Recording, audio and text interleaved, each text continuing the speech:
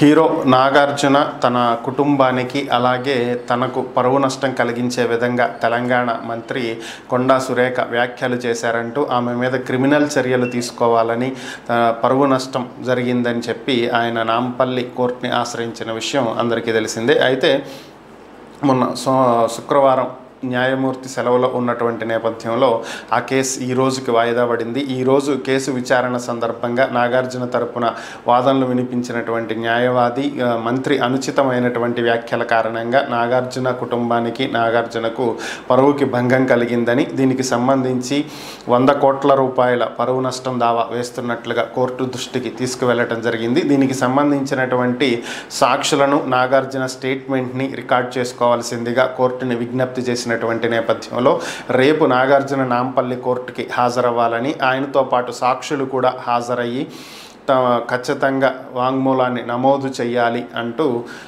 న్యాయమూర్తి తెలియజేయటం జరిగింది.